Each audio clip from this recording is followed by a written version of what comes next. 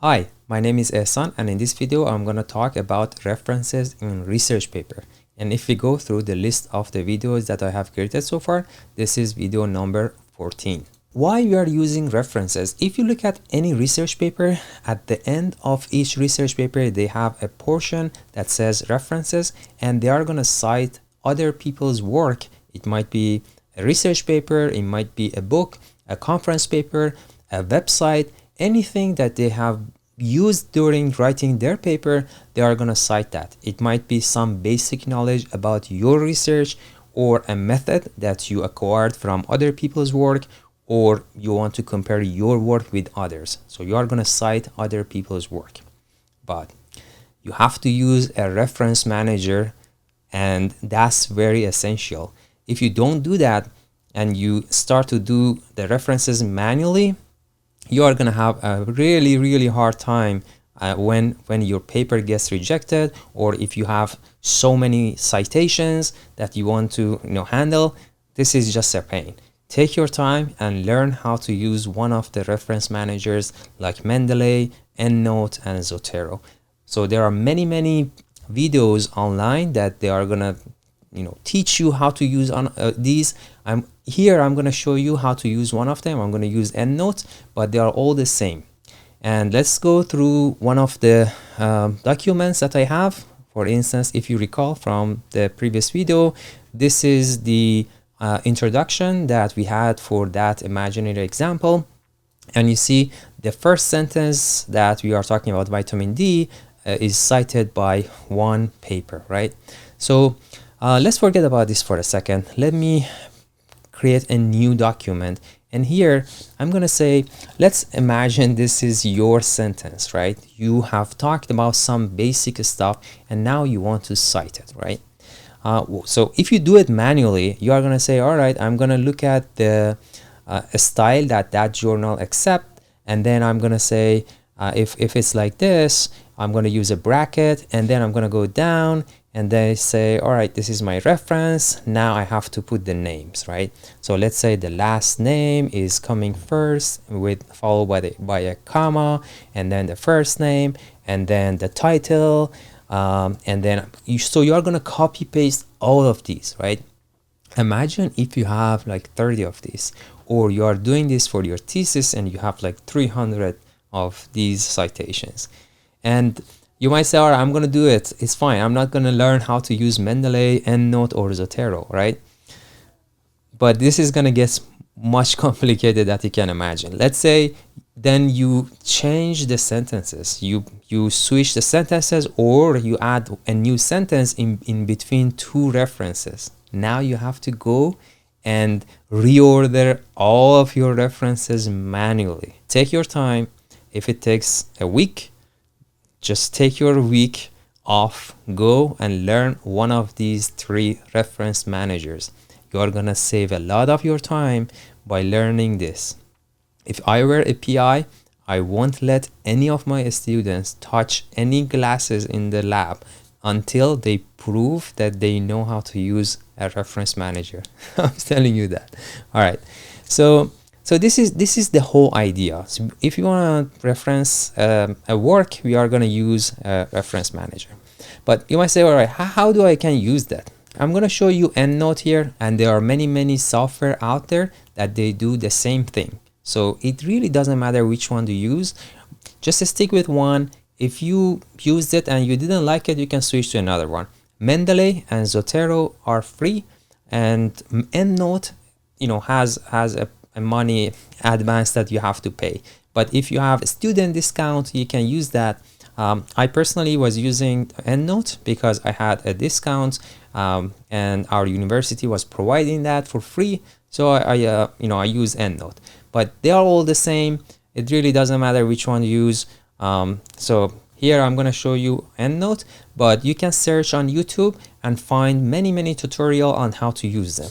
But I'm going to show you the basic things that you can start using them today. So this is the UI, right? So you see here I have 3 citations. So I just downloaded the citations and just opened it with EndNote. You might say, all right, how do you download that? Let me go to three examples here. So here is one of my papers in chemical science, and if you go to, wait, I clicked the right place. So if you go here, if you scroll down, you will see there is a citation that you can choose which format you want to download. Most of the time I stick with RIS because it's a mostly acceptable format for any program that you use, but you know, it really doesn't make any much difference. The difference between these formats are some of them are you know, having more metadata in them, but you are not going to go wrong if you use any of them. So I'm going to stick with RIS. So if you hit go, you are going to download it. Same thing here, ACS publications. This is one of the papers. Let's say I want to cite this paper. If you click here, you can download the citation. Same thing here from Science Direct. This is another paper. If let's say I read this paper and I want to cite it in my paper, then I go here, click cite, and download the RIS. I'm gonna have a really hard time spelling that.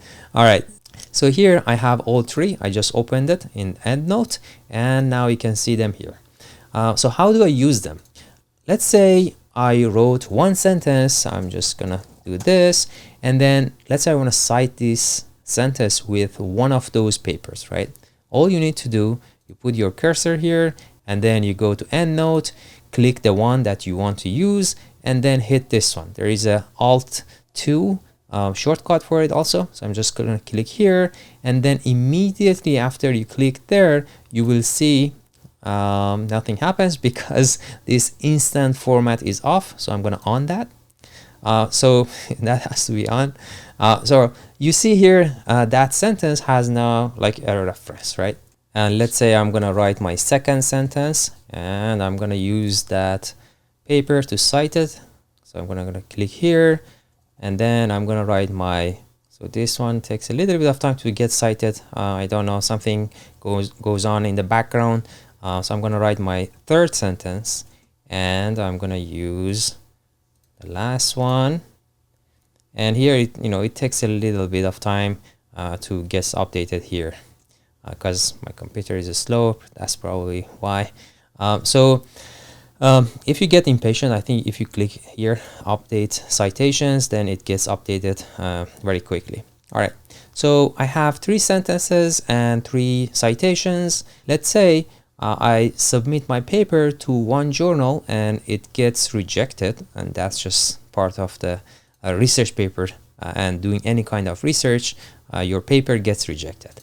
And they have this kind of format. So the format is like the last name comes first, and then a comma, the initials, things like that.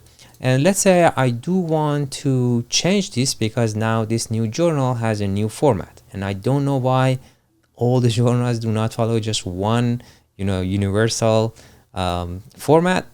But let's say now I do want to use another format. So you can go here to the style and select another. So let's say I'm going to go here and look for the journal that I want to submit my paper. I'm just going to go here and just select it. As soon as you select that, now everything gets updated automatically. So you can now go and submit this paper to the new journal. So you don't have to repeat all of these again. And if you add one sentence in between and add the citation, this gets updated automatically. So you don't have to worry about that. But let's say you want to submit your paper to a journal that you do not find the style here. Then what you can do?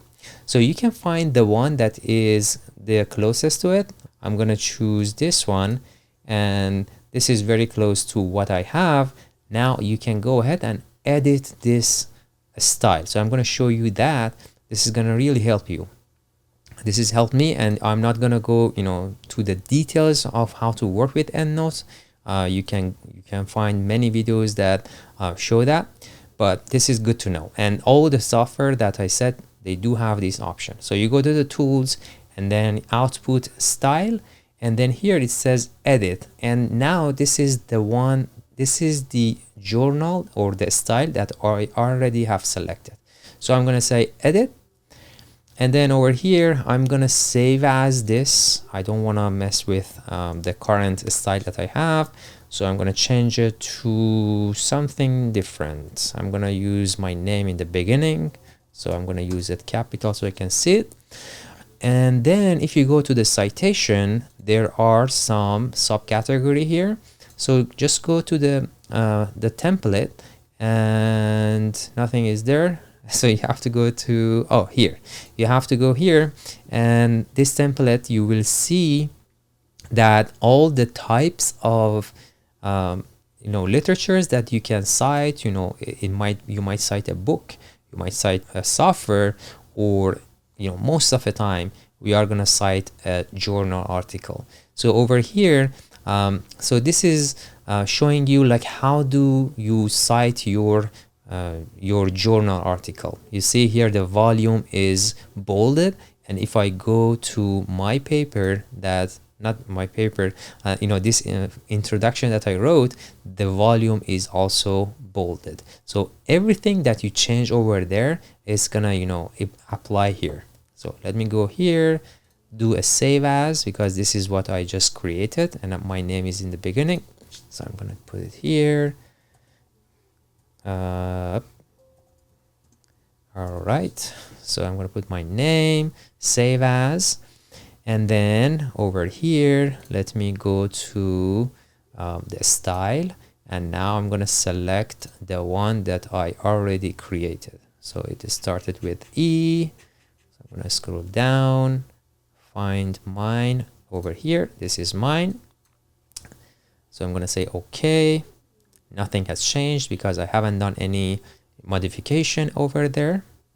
So let's do some changes here, so then you understand whatever you do here is gonna apply over there. So let's say I'm gonna select the author and I'm gonna underline it. So I'm gonna use that and save it. And then if I go here in my introduction that I wrote and I hit this update citations, everything gets updated, and now the authors have that underline. This is how you can modify any type of styles that you need for that paper.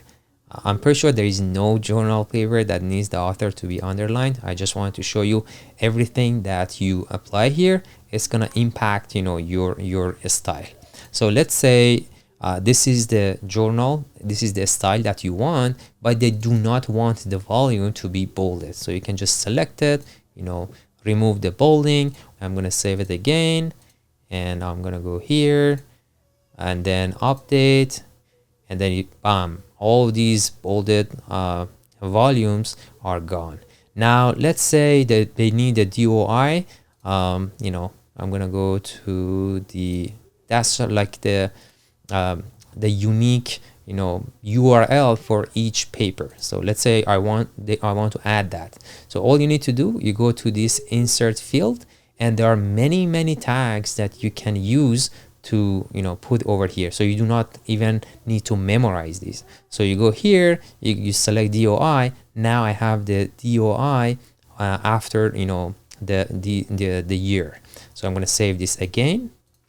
Now I'm going to go to my document and I'm going to say update. Bam, all of these DOIs now are there. So you can play with this and go crazy and find how these changes are going to impact your style.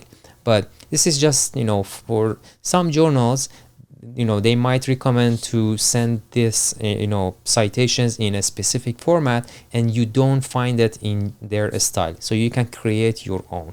Or maybe your university says, oh, we want to have the citations for your thesis in this specific format. So you can go ahead, find the one that is the closest to your university style, and then just modify it the way that I showed it here. So I'm going to close this and go back here.